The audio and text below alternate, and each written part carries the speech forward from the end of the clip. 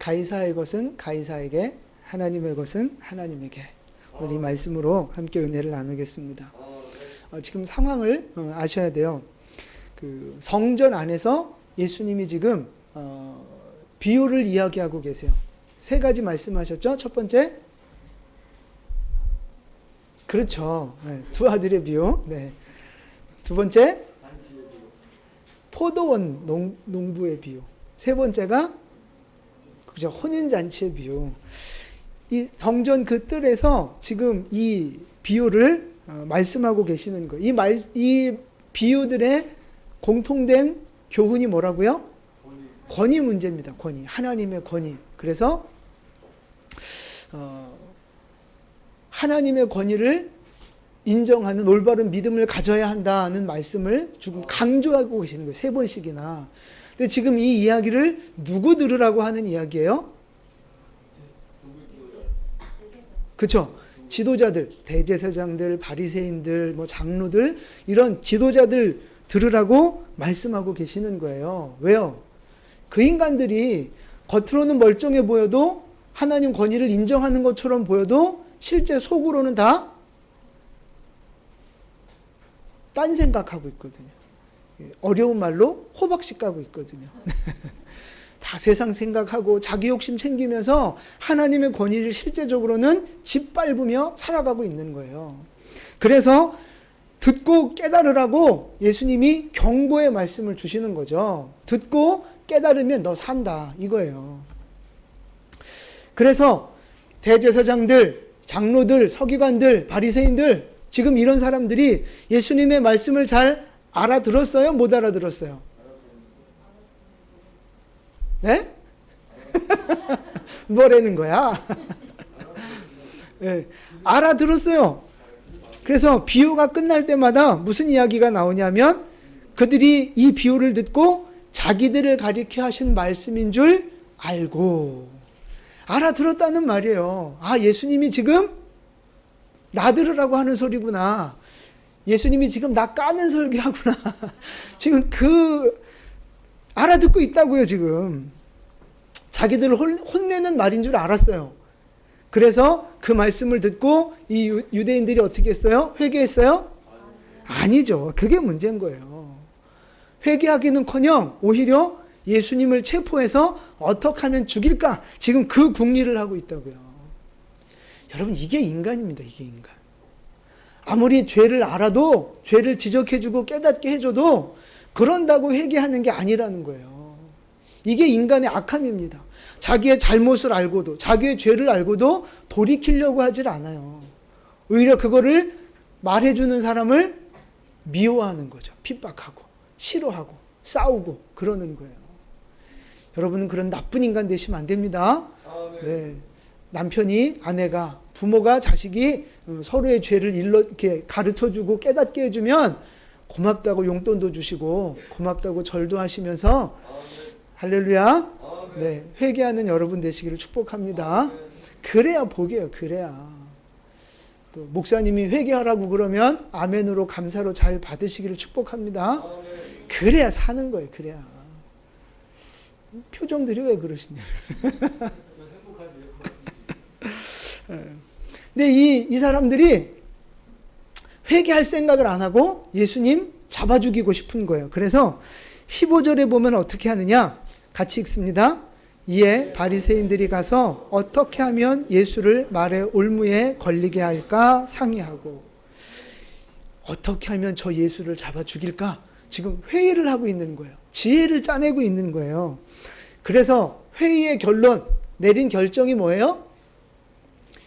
16절에 보니까 바리새인들이 자기 제자들 하고 누구를 같이 연합을 시켜요?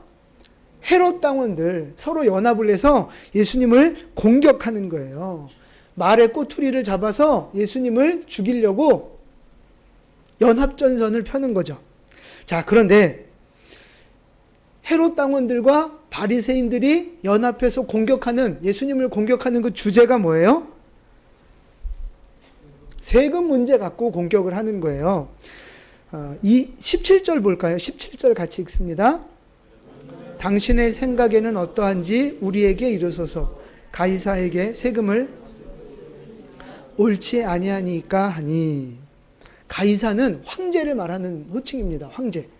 그러니까 그 가이사한테 세금을 내는 게 맞습니까? 안 내는 게 맞습니까? 세금 문제를 예수님한테 질문해요. 아니 뭐 세금 내는 게 어려운 문제예요? 아니잖아요. 근데 왜 이렇게 질문하느냐 하면 그 당시 이스라엘은요. 어느 나라의 지배를 받고 있었어요? 로마의 지배를 받고 있었어요. 그러니까 세금을 내면 그게 어디로 들어가는 돈이에요? 로마로 들어가는 거예요. 황제한테 들어가는 거라고요. 그러니까 지금 여기서 말하는 그 세금은 인두세를 말하는 거예요. 사람 한 명당, 성인 기준 한 명당 한 데나리온씩 세금을 내게 돼 있었어요. 우리나라가 그 일제 강점기 때 세금을 내는 게 맞았어요? 안 내는 게 맞았어요? 좀 곤란한 문제잖아요. 우리나라에 세금 내는 거라면 뭐 오케이지만 그게 일본한테 들어가는 거잖아요. 그게 지금 로마로 들어가는 거잖아요. 그러니까 이게 참 미묘한 문제라고요. 그래서 이 세금 문제 앞에서 이스라엘이 두 쪽으로 갈라졌어요. 한쪽은 세금을 내야 된다.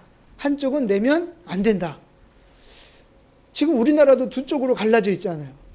일단 야당 여당 갈려져 있고 국민들이 좌파 우파 갈려져 있고 예수 믿는 사람들도 갈려져 있어요. 대면 예배 드려야 된다. 대면 예배도 웃긴 말인데 하여튼 성전에서 예배 드려야 된다. 아니다. 온라인으로 드려야 된다. 어느 기관에서 기독교 청년들을 대상으로 설문조사를 했어요. 기독교 청년들을 대상으로. 그런데 대면 예배를 찬성하는 사람이 많을까요? 그 온라인 예배를 찬성하는 사람이 많을까요? 10명 중에 9명이 성전 예배를 드리는 걸 보면 화가 난다 그랬어요. 10명 중에 9명이. 물론 조사 기관과 그 표본 대상에 따라 조금씩 오차는 있겠지만 어쨌든 지금 한국 교회 청년들의 생각이 그럴 수 있다는 거예요. 그럴 수 있다. 어떻게 해야 돼요? 청년들의 분노를 잠재우기 위해서 우리는 다시 다 집으로 돌아가야 돼요? 지금 그 청년들은 우리 교회를 보면 막 부르르 떨 거 아니에요. 막 이러면서. 여러분 잘 아셔야 돼요. 예배를 왜 드립니까? 예배의 시작이 어디에서부터 출발한 거예요?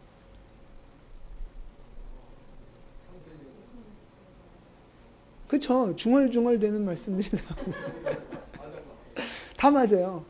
근데 보세요. 우리가 하나님을 믿으니까 야 하나님을 위해서 뭘 할까? 우리 모여서 예배라도 할까? 이렇게 해서 예배가 시작된 거예요? 아니에요. 아니라고요. 예배는 하나님이 명령하신 거예요. 거룩한 성회로 모여서 하나님 앞에 예배하라고 주님의 명령에서부터 예배가 시작된 거라고요. 왜 예배를 명령하셨어요? 그죠? 복 주시기 위해서. 그거는 두 번째고. 첫 번째 이유가 있어요. 왜 예배를 명하셨어요? 하나님이 영광 받으시길 원하신 거예요. 사랑하는 우리 인간들에게 영광 받으시기를 원하셔서 우리에게 예배를 명령하셨다고요. 그리고 예배하는 그 백성들에게는 복 주시려고, 만나 주시고 복 주시려고 우리에게 예배를 허락하셨어요. 그러니까 예배의 출발은 하나님의 명령이고요. 예배의 목적은 하나님께 영광, 우리에게는 축복, 이거라고요. 그러니까 예배를 해야 하는 가장 첫 번째 이유는 명령이기 때문에 해야 되는 거예요. 하나님의 영광을 드러내는 하나님이 명령하신 방법이기 때문에 예배해야 되는 거라고요. 아멘? 그런데 그거를 뭐 몇 명만 드려라, 몇 프로 드려라, 이렇게 드려라, 저렇게 드려라, 나라법이 간섭할 수 있어요? 안 된다고요. 그러면 안 되는 거예요. 그것도 헌법에서 보장한 행복 추구권, 종교의 자유, 집회의 자유 이런 걸 이 말도 안 되는 이 질병 가지고 그렇게 법으로 통제하면 안 된다고요. 물론 특별한 상황 속에 있는 분들이야 아프거나 뭐 어떤 상황 때문에 나올 수 없는 분들은 그렇게 얼마든지 임시적으로 온라인 예배를 드릴 수 있죠. 근데 그걸 나라가 앞장을 서갖고 법으로 막는다?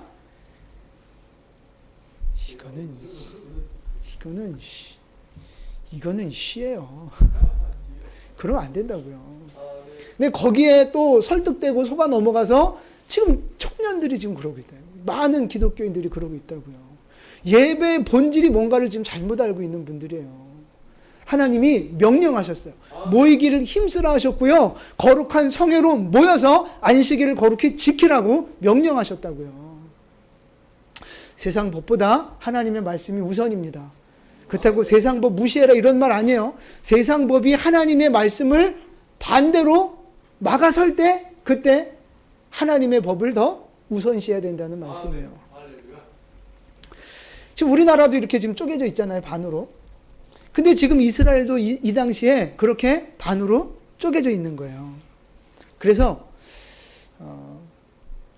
로마의 세금을 내야 된다고 찬성하는 쪽은 어딜까요? 헤롯 당원과 바리새인들 중에서. 그렇죠. 헤롯 당원은 친로마파예요. 친로마. 세금을 내야 된다 하는 쪽이에요. 왜냐하면 이 헤롯이라는 왕이 지금 그 유대 땅을 다스리고 있잖아요. 자기 힘으로 왕이 된 게 아니에요. 로마에 아부해가지고 그 지배국이니까 로마의 허락을 받아서 지금 왕의 자리를 유지하고 있는 거라고요. 그러니까 로마한테 잘 보여야 되는 거예요. 그러니까 세금 내야 하는 거죠. 바리새인들은 반로마 정책. 세금 내면 안 된다 이러는 거예요. 왜요? 이 신앙의 영역이거든요. 우리는 하나님이 선택하신 백성인데 이방 민족, 우상 섬기는 이방 민족한테 우리 세금을 바칠 수 없다. 그래서 저항하는 거예요. 그러니까 보세요. 한쪽은 친로마, 한쪽은 반로마. 둘이 평상시에 어떻게 지냈겠어요? 별로 안 좋아해요. 근데 오늘은 둘이 연합을 해서 예수님을 공격하는 거예요. 교회를 무너뜨리기 위해서, 복음을 방해하기 위해서, 예수를 대적하기 위해서 악인들은 연합한다고요. 지금 우리나라도 전 세계적으로 그런 지금 분위기가 있잖아요. 지금 동성애, 이슬람, 뭐 이제 이런 이상한 사회, 우리가 볼 때 영적으로 약한 것들이 교회 하나 무너뜨리려고 지금 다 연합전선을 펼치고 있잖아요. 여러분 그 흐름을 보셔야 돼요. 뭐 정책 하나가 잘 됐다 잘못됐다 그런 거에 현혹되지 마시고 이 큰 흐름이 지금 어떻게 가고 있는가를 보셔야 되는 거예요. 지금 우리나라도 이런 상황 속에 빠져 있는 거예요. 지금 교회만 왕따야. 교회만 왕따. 왜 그러겠어요?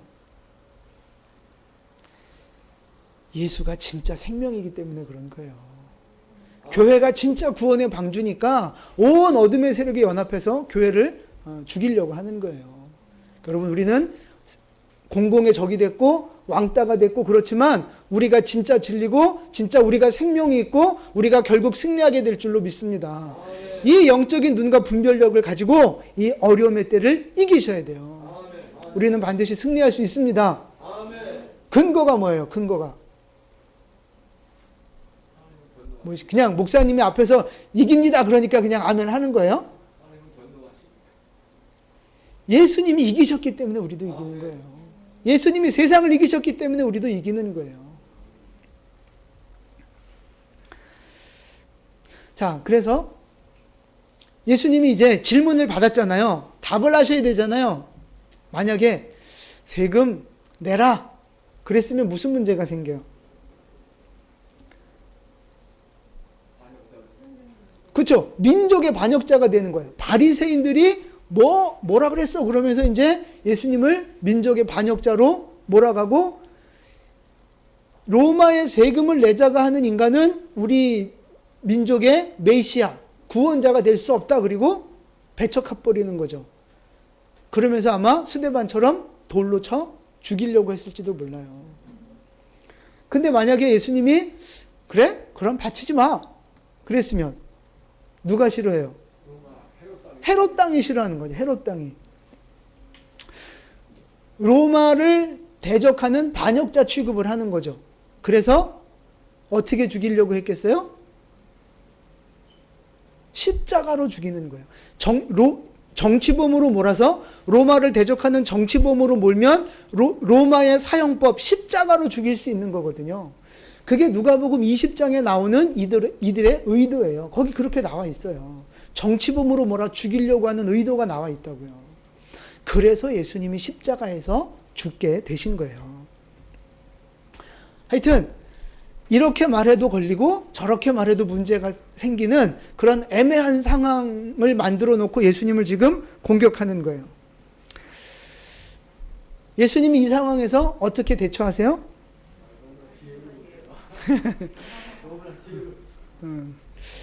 그죠? 지혜로우시죠. 일단 20절에 보면 세금 낼 돈을 내게 보이라. 그러니까 데나리온 가져와라 이 말이에요. 그러니까 데나리온을 가져왔어요. 제가 데나리온을 하나 보여드릴게요. 요만해요. 요건 10원짜리예요. 우리나라 거. 요만한데 앞에 보시면 네, 저 그림이에요. 크기는 요 10원짜리 동전만 한데 이게 동전에 그림이 새겨져 있는데 이게 누구 얼굴일까요? 그죠? 황제 얼굴이에요. 그 당시에 황제의 얼굴이에요. 여긴 누굴까요? 황제의 엄마 형상이에요. 황제 엄마. 그 당시에 황제가 티베리우스거든요. 티베리우스 황제. 네. 벌써 보이세요? 괜찮아요. 근데 여기 이렇게 보면 글씨가 새겨져 있어요. 뭐 돈에는 다 그림과 글씨들이 있잖아요. 여기 써져 있는 글씨가 뭐냐면 내가 아는 척 좀 하려고 그랬더니 먼저 보여주셔갖고 황제 티베리우스는 신의 아들이다 이렇게 써 있어요. 황제 티베리우스는 신의 아들이다. 신의 아들이란 말은 저 당시에 무슨 의미예요? 신이란 얘기야. 신이다. 황제가 신이다. 우상 숭배하는 내용이라고요. 저게. 요 그림도 마찬가지. 여기는 뭐라고 써져 있느냐면 네, 위대한 제사장이라고 써져 있어요. 예수님이 저 동전을 이제 가리키면서 말씀하시는 거예요. 저 형상, 저 글귀 누구 거냐? 이 돈이 누구 거냐라고 묻지 않으셨어요. 저 형상이 누구 거냐? 저 글귀가 누구 거냐라고 물으셨어요. 이거 아주 중요한 차이예요. 여러분 잘 보셔야 돼요. 저 돈이 누구 거냐가 아닙니다. 저 형상과 글귀가 누구 거냐라고 물으셨어요. 누구 거예요? 가이사의 것이잖아요. 그러니까 21절에 그들이 이르되 가이사의 것입니다 라고 대답해요. 가이사. 그러니까 황제의 것입니다. 그러니까 예수님이 말씀하시죠. 가이사의 것은 가이사에게, 황제의 것은 하나님의 것은 하나님께 바치라 이렇게 말씀하셨어요. 자, 질문. 세금을 바치라는 얘기예요? 말라는 얘기예요? 바치라는 얘기예요? 말라는 얘기예요? 예? 뭐라고요? 네 마음대로. 좀 비슷한 것 같아요. 바치라는 대놓고 바치라 그런 얘기였으면 누가 싫어했겠어요?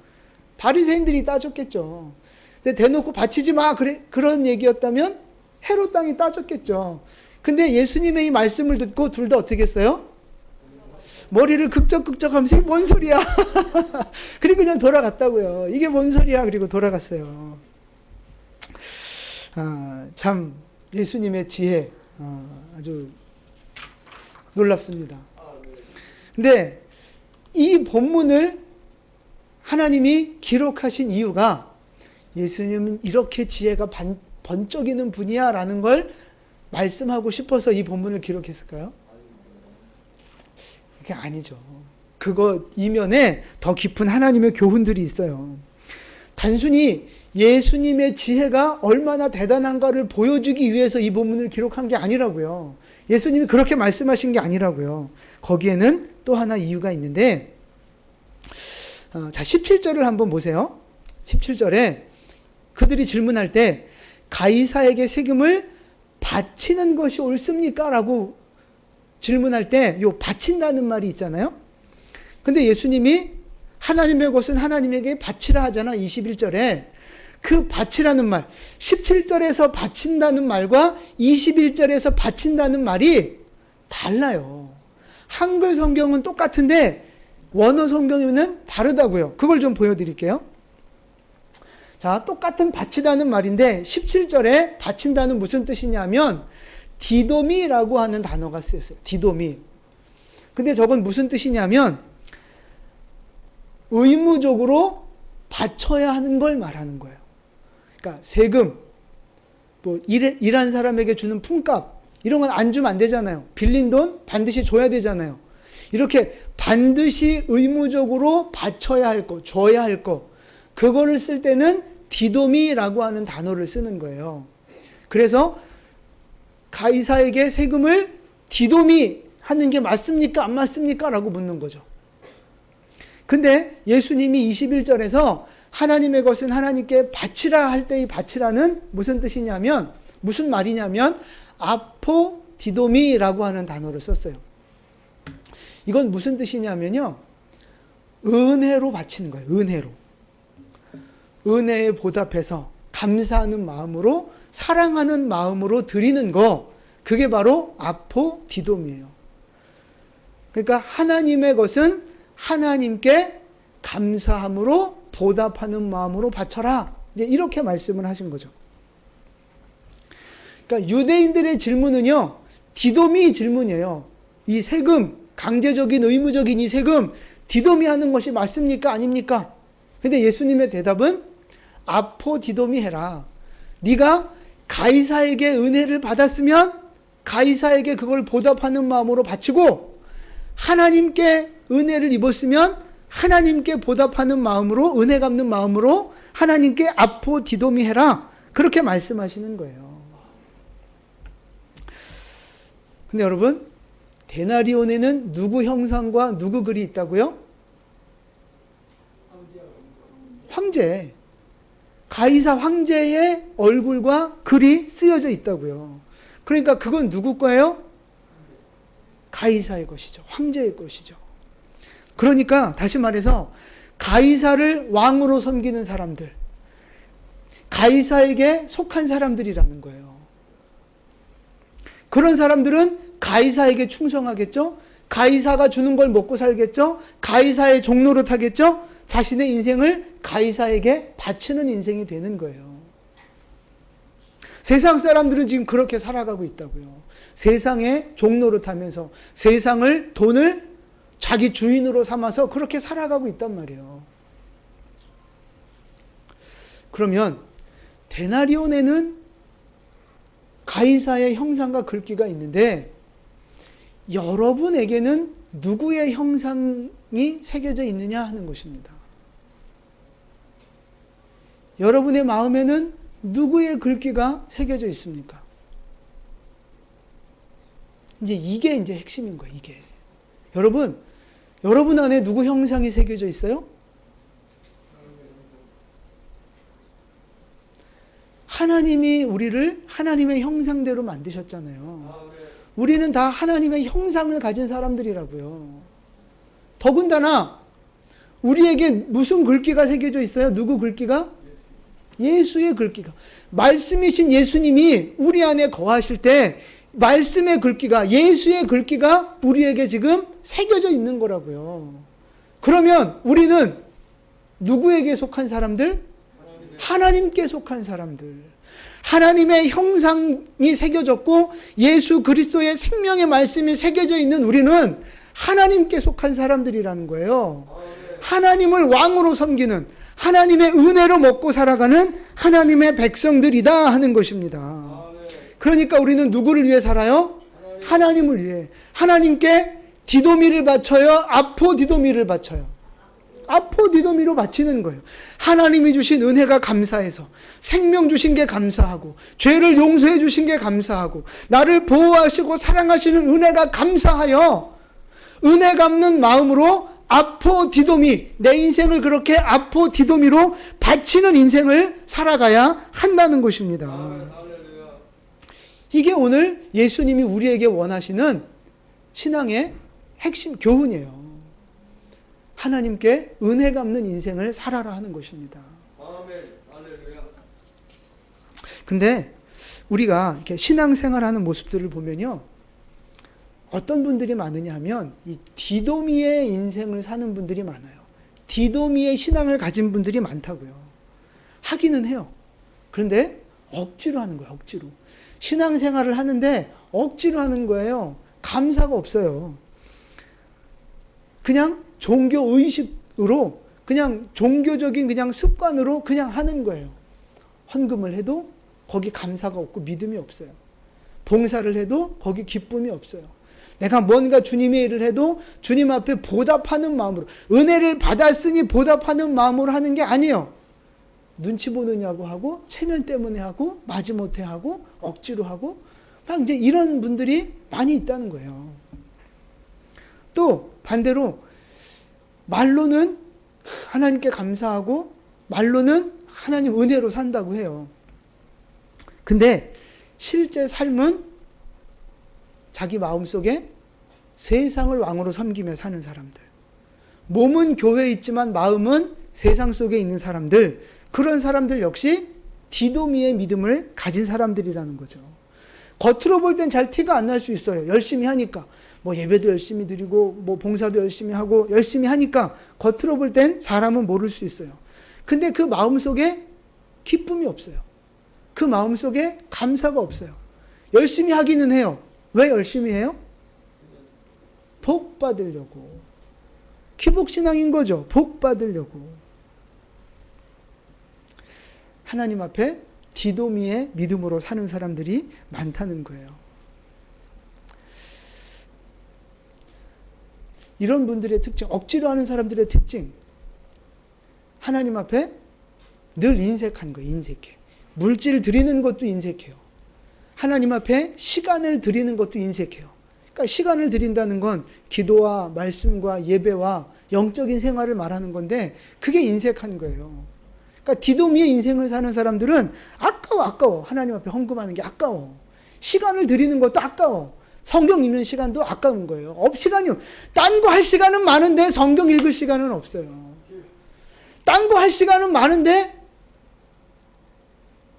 기도하고 뭔가 이렇게 봉사할 시간은 없어요. 그런 인생이 다 디도미의 신앙을 가진 인생들이라는 거예요. 여러분 보세요. 지금 여러분의 인생은 어떤 인생입니까? 의무적으로 종교 생활하는 그런 디도미와 같은 믿음입니까? 아니면 하나님 은혜에 보답하는 아포 디도미의 믿음으로 살고 계십니까? 여러분 지금 어떤 믿음이냐 하는 거, 어떤 믿음? 세상에 속한 자로 살아가고 계십니까? 가이사를, 세상을 왕으로 섬기며 살고 계십니까? 아니면 하나님을 왕으로 섬기며 하나님의 은혜에 보답하는 인생을 살고 계십니까? 우리가 겉으로 볼 때는요, 신앙생활 잘하는 것처럼 보여요. 근데 실제 마음속에는 원망이 있고 불평이 있고 세상 욕심으로 가득 차 있는 사람들이 있다는 거예요. 여러분, 이런 그 디도미 신앙의 결론, 하나님 앞에 억지로 하고 인색하게 하는 그 디도미 인생의 결론이 뭐예요? 심판받는 거라고요. 심판받는 거. 넘어지고 다 무너진다고요. 결국 어떤 고난이 오고 어떤 그 뭔가 나한테 손해되는 상황이 오면 다 버리는 거예요. 아니 그렇지 않아도 가뜩이나 억지로 했는데 거기에서부터 딱 놓여질 만한 상황이 되면 아이고 나 살았다 그러고 그냥 날아가는 거죠. 그게 디도미 인생의 결론이에요. 박쥐 같은 인생이죠. 박쥐 같은 인생. 지금은 어떻게든 뭐 요렇게 하나님 앞에 요렇게 하는 게 나한테 잘 될 것 같으니까, 좋을 것 같으니까 억지로라도 신앙생활 하는 거예요. 그러다가 이제 예배 못 드리게 하고 지금처럼 뭐 이렇게 벌금 물고 뭐 사회적인 비난이 오고 손해가 오고 이러면 요참에 그러잖아도 나가기 싫었는데 그러잖아도 헌금하기 싫었는데 요참에 이제 딱 끊어버리는 거죠. 요참에. 박쥐 같은 인생. 이게 디도미 인생의 신앙의 결론이라고요. 이 평화로울 때는 별로 티가 안 나지만 고난이 오고 문제가 오고 우리 인생에 소원하게 닥치는 상황들이 오면 그때 이게 디도미인지 아포 디도미인지 증명이 된다고요. 디도미의 인생은요, 결국 심판받는다니까요. 디도미의 인생은 결국 문제 앞에, 홍수 앞에 무너지게 돼 있어요. 그래서 여러분 우리는 반드시 아포디도미의 믿음을 가져야 할 줄로 믿습니다. 하나님이 주신 은혜를 생각하며 은혜 갚는 인생. 헌금을 해도 봉사를 해도 예배를 드려도 뭘 해도 감사가 기본이 되고 하나님을 향한 사랑이 바탕이 되는 그런 헌신, 그런 신앙생활. 그게 오늘 우리에게 필요하다고요. 아포디도미의 신앙이 오늘 우리에게 필요합니다.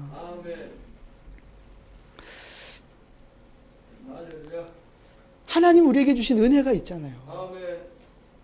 우리 죄를 용서해 주셨잖아요. 그 어디 가서도 해결할 수 없는 죄의 문제 예수님이 다 용서해 주셨잖아요. 해결해 주셨잖아요. 우리 인생이 이 땅에서 70년, 80년, 100년 살다가 땅으로 들어가 흙으로 들어가 썩고 우리의 영혼은 천국이든 지옥이든 가야 되는데 우리에게 그 영원한 생명을 주셨잖아요. 영원한 천국의 영광과 기쁨을 우리에게 주셨잖아요. 하나님이 우리에게 주신 은혜가 너무 크다고요. 그럼 이제 우리의 남은 삶은 어떻게 살아야 돼요?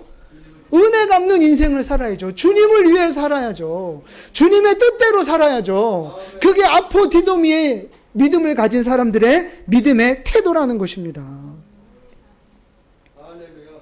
하나님의 은혜를 기억하십시오. 하나님께 은혜 갚는 삶을 살아가시기를 축복합니다. 의무감을 좀 벗어나세요. 이렇게 꼭 해야 돼. 이렇게 안 하면 벌 받을 것 같아. 이렇게 하라 그랬으니까 이렇게 해야 돼. 어떤 그런 그 의무감, 부담감. 여러분 여기 얽매여 계시면 안 돼요. 그 율법에 얽매여 계신 거예요. 그러면 하나님이 주시는, 하나님이 내게 베풀어 주신 은혜를 기억하십시오. 은혜. 하나님이 내게 주신 생명.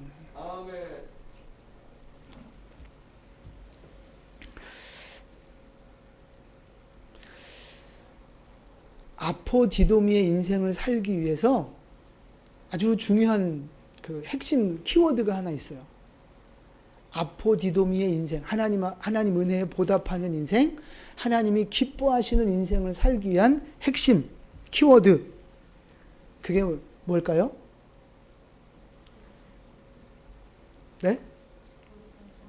거룩한 삶. 그것도 맞아요. 네. 뭐 여러 가지 답이 있을 수 있겠지만 오늘 제가 말씀드리고 싶은 건 하나님의 권위예요. 권위. 하나님의 주권을 인정하며 살아야 한다는 거죠. 보세요. 아포디도미의 인생. 하나님께 바치는 인생. 어떤 모습을 보면서 아, 하나님 앞에 바쳐진 인생이구나 라고 우리가 느껴요?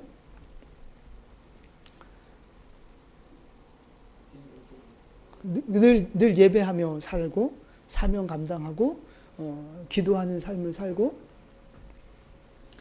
이런 모습을 보면 우리는 아, 저분 참 하나님 앞에 바쳐진 인생이다. 신앙생활 잘한다. 이렇게 생각할 수 있잖아요. 근데 여러분 그거는 사실 기복신앙을 가진 사람도 보여지는 모습은 그렇게 할 수 있어요. 이 디도미의 믿음을 가진 사람도 사람은 모르잖아요. 그런데 디도미 믿음을 가진 사람도 우리가 그 속은 몰라도 겉으로는 그런 사람처럼 믿음 좋은 사람처럼 보일 수 있다니까요. 예배 안 빠지고 열심히 예배하고 기도도 열심히 하고. 근데 그 안에 다 기복신앙이 있는 거죠. 복 받으려고 열심히 예배드리고 복 받으려고 기도 열심히 하고 복 받으려고 열심히 봉사하고. 그 속 안에는 기복신앙인데 겉으로 볼 때는 야 믿음 좋다 기도 잘한다 이렇게 보여줄 수 있다는 거예요.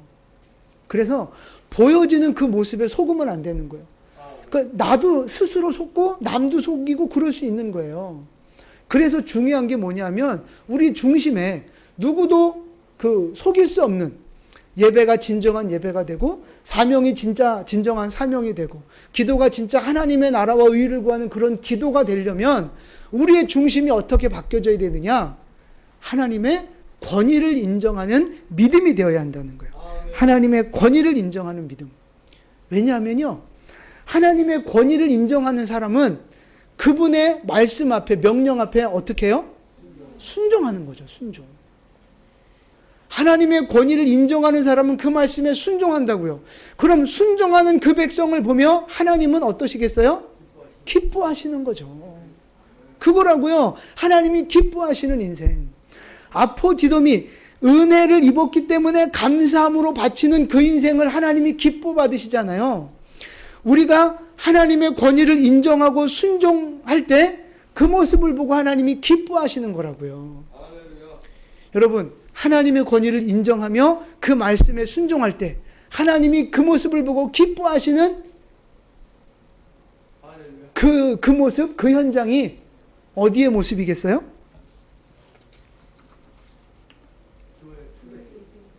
그렇죠. 조금 더 나아가서 그게 바로 천국의 모습이라고요. 하나님 나라의 모습이라고요. 하나님의 권위를 인정하며 하나님 말씀에 100% 복종하고 하나님께 온전한 기쁨을 올려드리는, 내가 받은 은혜 때문에 하나님 앞에 온전하게 내 인생을 바치는 그 모습이 바로 하나님 나라의 모습이라고요. 그러니까 하나님의 권위를 인정하는 것과 순종하는 것과 기쁨을 올려드리는 것은 다 같은 말이에요. 이 흐름상 같은 거라고요. 그것이 이루어지는 나라가 하나님의 나라라는 것입니다. 그래서 아포디도미의 인생을 사는 사람은요, 그 사람이 사는 그곳이 바로 뭐가 돼요? 천국이 되는 거예요. 하나님의 나라가 되는 거예요. 여러분, 그게 바로 성경에서 처음부터 끝까지 강조하고 있는 흐름입니다. 하나님의 나라. 창세기에서 말하는 핵심적인 교훈, 하나님의 나라예요. 하나님의 나라. 하나님이 왕 되시는 하나님의 나라. 그것이 쭉 흘러서 마지막 계시록에 가서 하나님의 다스리시는 완전한 나라, 천국의 모습을 보여주는 거라고요. 성경의 일관된 주제는 하나님의 권위예요. 하나님의 권위를 인정하는 하나님의 나라를 우리가 이 땅에서 어떻게 건설하며 살 것인가. 그 하나님의 나라가 최종적으로 영적으로 하늘에서 어떻게 이루어지는가. 성경은 그거를 보여주는 거라고요. 디도미의 인생을 사는 사람은 하나님의 나라를 이룰 수가 없어요. 억지로 하고 인색함으로 하고 나조차고 하는 신앙은 하나님의 나라를 이룰 수가 없다고요. 그러나 아포디도미의 인생, 하나님이 주신 은혜가 감사하여 주님을 사랑하는 마음으로 내 인생을 바치는 사람, 주님을 사랑하여 그 말씀의 권위에 순종하고 복종하는 사람, 그런 사람이 바로 하나님의 나라를 이루어가는 사람이 된다는 것입니다. 아멘. 우리가 그 인생을 살아야 되는 거예요. 아멘. 그럼 여러분, 적용을 한번 해봅시다. 우리 가정 안에서 가정을 하나님의 나라로 세워가는 방법. 내가 가정 안에서 아포디도미의 믿음을 실천하며 하나님의 나라로 세워나가는 방법. 그게 뭐가 있겠어요?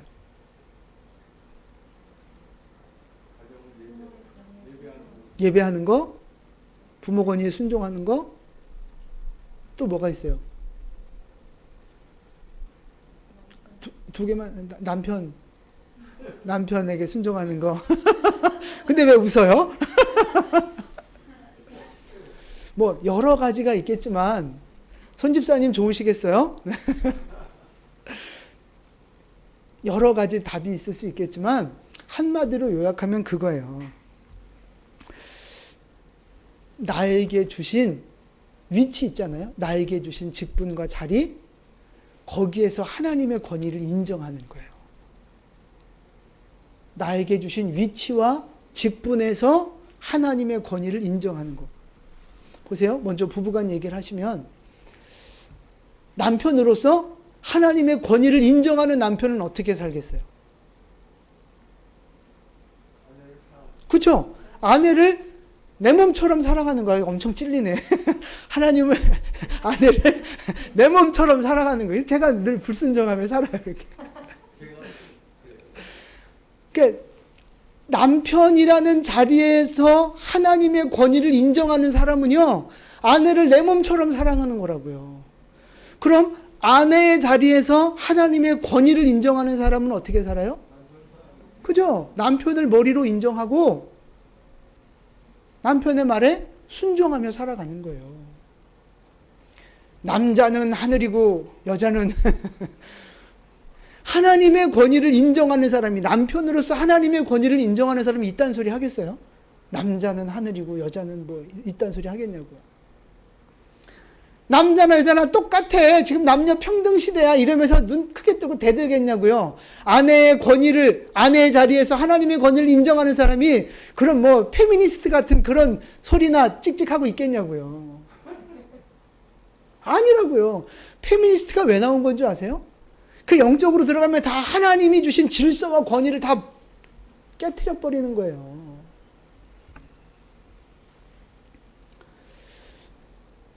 부모의 위치에서 하나님의 권위를 인정하는 사람은 어떻게 살겠어요?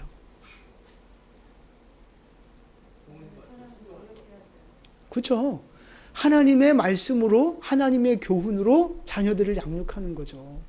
내가 만들고 싶은 자식을 만드는 게 아니고 하나님이 원하시는 자녀로 섬겨 나가는 거죠. 자녀 입장에서도 마찬가지예요. 여러분, 자녀들 잘 들으세요. 자녀의 위치에서 하나님의 권위를 인정하는 건 뭐겠어요? 그죠? 부모, 니들이 직접 얘기를 해야지. 뭐야? 말해봐. 그치? 다 들려. 난 다 들려 벌써. 그렇지. 맞아. 그렇게 사는 거예요. 부모의 권위를 존중하며, 공경하며, 효도하며 사는 거. 여러분 보세요. 남편이, 아내가, 자녀가, 부모로서 그렇게 내가 가정 안에서 하나님의 권위를 인정하며 살면 그 가정이 어떻게 되겠어요? 하나님 나라 되는 거예요. 하나님 나라. 그게 바로 천국이라고요. 직장에서 여러분이 사회생활 할 때도 마찬가지예요. 하나님이 여러분에게 주신 직분이 있잖아요. 사장으로, 직원으로, 뭐 이렇게 직분이 있잖아요. 그 직분의 자리에서 하나님의 권위를 인정하며 사시는 거예요.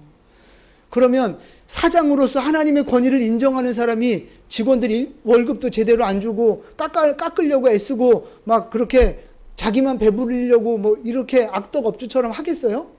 안 한다고요. 이익을 함께 나누면서 직원들을 섬기면서 그렇게 살아간다고요. 직원도 마찬가지예요.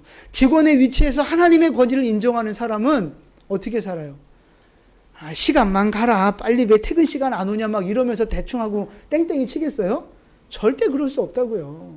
자기 회사처럼 최선을 다해서 충성하는 거예요. 사장이 그렇게 하나님의 권위를 인정하고 직원들이 그렇게 하나님의 권위를 인정한다면 그 회사가 바로 뭐가 되겠어요? 그렇죠. 그게 바로 하나님 나라가 되는 거라고요. 우리의 신앙이 우리의 생활 속에서 이렇게 적용되어지고 실천되어져야 그것이 바로 아포디도미의 믿음이라고요. 하나님이 그걸 원하신다고요. 그거를. 여러분, 교회도 마찬가지죠. 목사로서, 여러분 집사, 권사, 성도로서 하나님의 권위를 인정하는 자로 신앙생활을 하시라고요. 그럼 교회가 문제가 생길 수 있겠어요? 없어요. 문제가 생기는 이유는 뭐예요? 다. 그 하나님의 권위를 인정하지 않고 자기 생각이 튀어나오는 거죠. 자기 경험, 자기 교만, 자기 지식, 자기 가치관, 이게 자꾸 튀어나오니까 문제가 생기는 거라고요. 여러분이 어디에 계시든지 간에 여러분이 계신 그곳에서 하나님의 권위를 인정하시며 하나님 말씀에 순종하는 여러분 되시기를 축복합니다. 하나님이 그 모습을 기뻐하시며 우리의 인생을 천국으로 만들어 가신다고요. 그것이 바로 아포디도미의 믿음을 가진 사람들의 삶의 결과입니다. 결과. 하나님이 내게 은혜 주셨으니 그분의 권위를 인정하며 내 삶을 그렇게 순종으로 주님 앞에 바칠 때 우리의 인생이 하나님의 나라가 되는 거예요. 우리의 인생과 여러분의 가정과 우리 교회와 여러분의 삶의 터전들이 그렇게 하나님의 나라로 세워져 나갈 수 있기를 축복합니다. 하나님이 주신 은혜를 생각하며 하나님의 권위를 인정하며 그렇게 살아갈 때 우리가 그렇게 복된 인생이 될 줄로 믿습니다. 축복의 주인공 되시기를 축복합니다. 아멘. 기도하겠습니다.